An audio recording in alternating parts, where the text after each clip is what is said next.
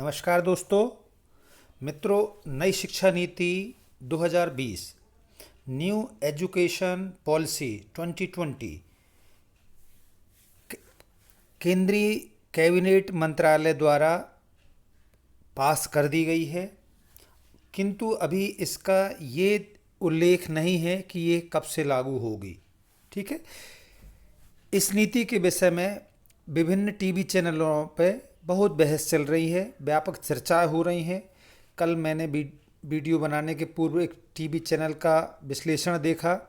मुझे ऐसा महसूस हुआ कि उस चैनलों में काफ़ी लोग, यहाँ तक कि सत्ताधारी पार्टी के लोग भी जिन्होंने नीतियाँ बनाई हैं, चैनल में डिबेट करने के पूर्व शिक्षण नीति का अध्ययन करके शिक्षा नीति का अध्ययन करके नहीं आते हैं। फलस्वरूप मैंने पिछले 24 घंटे में जो कैबिनेट के द्वारा बिल पास किया गया है उसका बारीकी से अध्ययन किया और ये वीडियो आपके लिए प्रस्तुत किया है। ये वीडियो एक है, इसके 2-3 हिस्से और आएंगे जिसमें पूरी शिक्षा नीति आ जाएगी। मित्रों, ये राष्ट्रीय शिक्षा नीति 2020 है, national education policy, NEP nap भी कहते हैं इसको। पूरी एजुकेशन पॉलिसी को 27 अध्याय में विभक्त किया गया है, जिसमें कुल 4 भाग हैं। मैं संक्षिप्त जानकारी दे रहा हूँ इस वीडियो में। कुल कितने अध्याय हैं? 27 अध्याय। और पूरी शिक्षा नीति को 4 भागों में विभक्त किया गया है।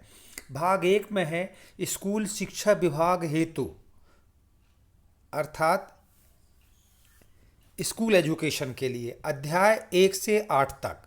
भाग 2 उच्चतर शिक्षा हेतु, कॉलेज एजुकेशन के लिए, अध्याय 9 से 19 तक। भाग 3 अन्य केंद्रीय विचारों के मुद्दे, केंद्रीय विचार के मुद्दे जैसे व्यावसायिक शिक्षा, प्रौढ़ शिक्षा, भाषा, कला, सांस्कृतिक, प्रौद्योगिकी, ऑनलाइन और डिजिटल शिक्षा हेतु योजनाएं बनाना। इसमें भाग 3 में इसका समावेश किया गया है और ये है अध्याय 20 से 24 तक। और अंतिम भाग है शिक्षा नीति का भाग 4, जो सबसे महत्वपूर्ण और सबसे कठिन और सबसे चुनौतीपूर्ण होता है। वो है क्रियान्वयन एवं रणनीति, अध्याय 25 से 27 तक है। मित्रों, पुरानी शिक्षा नीति और नई शिक्षा नीति में क्या अंतर हैं, इनका तुलनात्मक मैंने आपके सामने छोटा सा रखा है तो काफ़ी अंतर इसमें।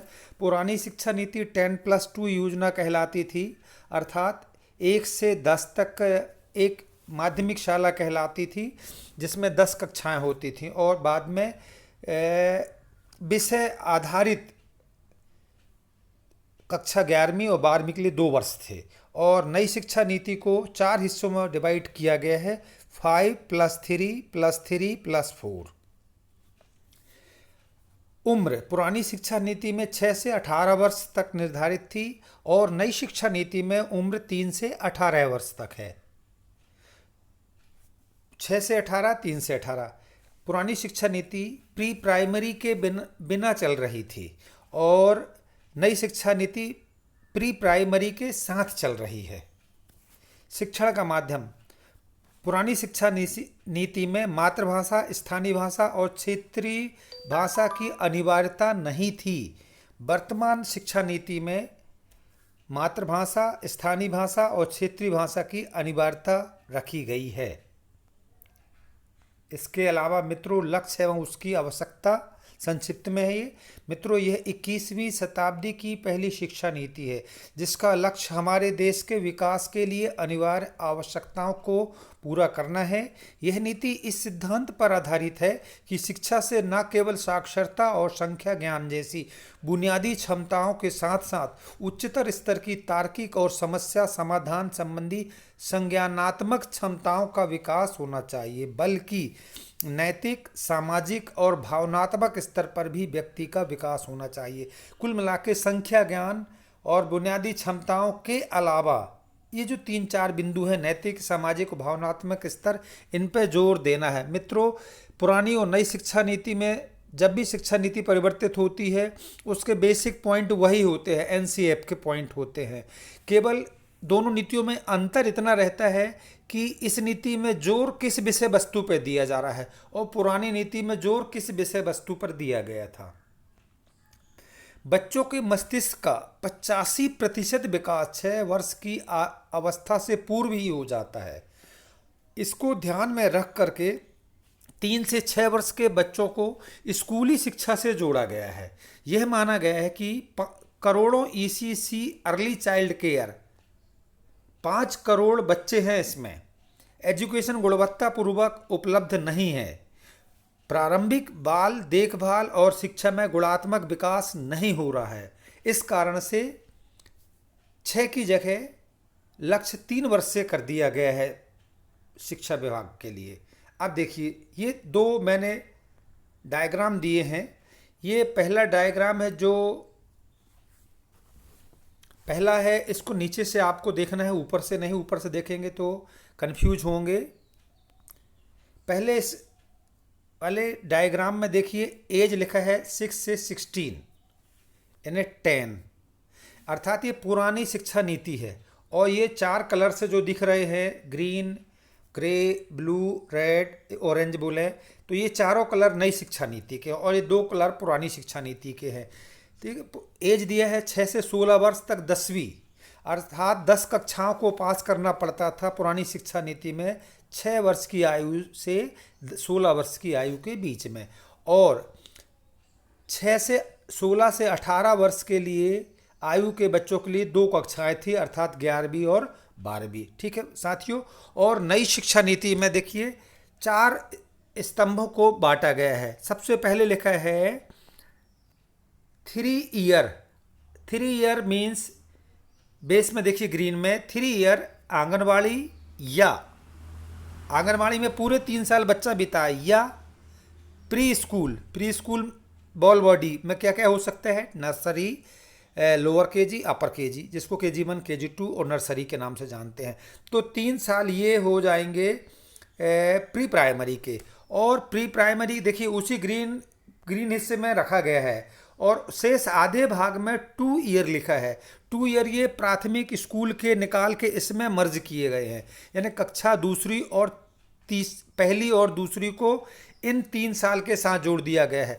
यानी कि एक ये स्टेज बन गया नर्सरी, KG1, KG2, कक्षा 1, कक्षा 2, इन 5 को एक साथ रखा गया है। ठीक है मित्रों। और ये KG1, KG2 KG1, KG2 से लेकर दूसरी तक के बच्चे, ये टारगेट ग्रुप रहेगा 6 से 8 वर्ष की आयु का। ठीक है, ये पहला स्टेज हुआ। दूसरा स्टेज जो ग्रे में आपको दिख रहा है क्लास 3 to 5, अर्थात तीसरी, चौथी, 5वीं, इसको 3 नाम दिया गया है। नीचे ग्रीन को 5 नाम दिया गया था। और यहाँ ऊपर ग्रे में एज ग्रुप होगा कक्षा तीसरी से 5वीं का, कक्षा 8 से 11 तक। इसके बाद आते हैं ब्लू में कक्षा 6 से 8 तक, जिसको मिडिल कहते हैं हम लोग। और एज ग्रुप रखा गया है एज 11 से 14 वर्ष। और इसके बाद आता है अंतिम स्कूल का सबसे हायर ग्रुप कहलाता है क्लास 9 to 12, कक्षा 9 से 12 तक। और इसका एज ग्रुप है 14 से 18 वर्ष। और इसमें समय लगेगा 4 वर्ष। तो नीचे देखिए, ग्रीन को 5 वर्ष, ग्रे को 3 वर्ष, ब्लू को 3 वर्ष और ऑरेंज को 4 वर्ष। इस तरह से ये 5 + 3 + 3 + 4 ये आपकी ये योजना है। इसके बाद मित्रों, इसको मैंने वर्ड में भी लिख के समझाया है। फाउंडेशन कोर्स, जिसको हमने कहा था, ये ग्रीन वाला हिस्सा फाउंडेशन कोर्स। उम्र 3 से 18 वर्ष के बच्चे रहेंगे। और कौन सी कक्षा पढ़ेंगे इसमें? 5 कक्षाएं होंगी। नर्सरी, KG1, KG2, आंगनवाड़ी में 3 वर्ष पूरे बिता सकता है बच्चा, यदि ये बंटवारा नहीं है तो। स्कूल के कक्षा 1 और 2, कुल मिला के ये 5 कक्षा है। फाउंडेशन कोर्स होगा, यहाँ पर बेसिक ज्ञान दिया जाएगा बच्चों को, और यहाँ पर संख्या ज्ञान की बुनियाद मजबूत करी जाएगी। इसके बाद प्रिपरेटरी स्टेज, बच्चे को तैयार किया जाएगा मिडिल स्कूल के पहले कक्षा। इसमें होंगे 8 से 11 वर्ष आयु का एज ग्रुप लिया गया है प्रिपरेटरी स्टेज में। और इसमें कक्षा होंगी 3, 4, 5, यानी कि 3 कक्षाएं होंगी। ये दूसरा हुआ। इसके बाद आता है मिडिल स्टेज। इसमें टारगेट ग्रुप है, एज ग्रुप है 11 से 14 वर्ष, मिडिल में 11 से 14 वर्ष के बच्चे होंगे। कक्षाएं होंगी 6, 7, 8, कुल 3 कक्षाएं। इसके बाद सबसे हायर स्टेज है स्कूल की सेकेंडरी स्टेज। इसमें टारगेट एज ग्रुप है 14 से 18 वर्ष का, और कक्षाएं होंगी कक्षा 9 से 12 तक, कुल 4 कक्षाएं। तो ऊपर से देखिए 5+3+3+4, ये हमारा नई शिक्षा नीति का मॉडल है मित्रों। अब इसके बाद सबसे जो विवाद या चिंता की बात है, शिक्षण माध्यम।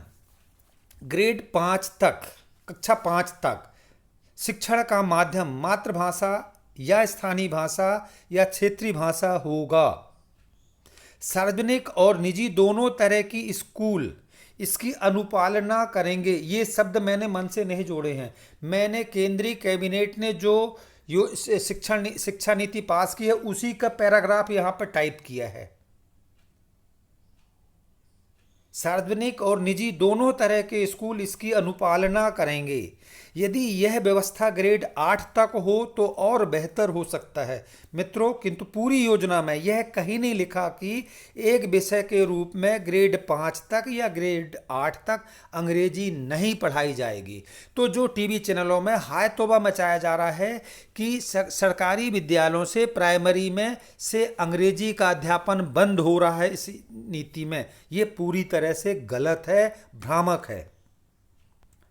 जो यह बिंदु उल्लेखित है कि शासकीय और निजी स्कूल इसकी अनुपालना करेंगे, इस पर शिक्षाविदों में स्वयं बहुत भ्रम है।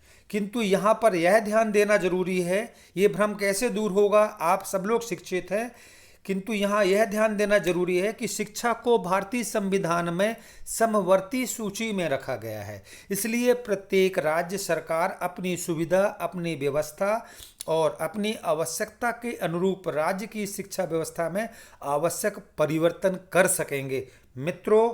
इसके अलावा जो अगला जो इसका शेष पार्ट है हम अगले वीडियो में आपको देंगे। तब तक के लिए आपसे हमारी रिक्वेस्ट है, हमारे वन स्टेप लर्निंग को सब्सक्राइब करिए, और निश्चित तौर पे ये वीडियो कुछ ना कुछ आपके लिए काम का तो होगा। इसको फॉरवर्ड करें ताकि शिक्षकों में ज्ञान बढ़े। भ्रामक जो टीवी चैनलों में बात फैलाई जा रही है उस बात की समाप्ति हो। धन्यवाद मित्रों।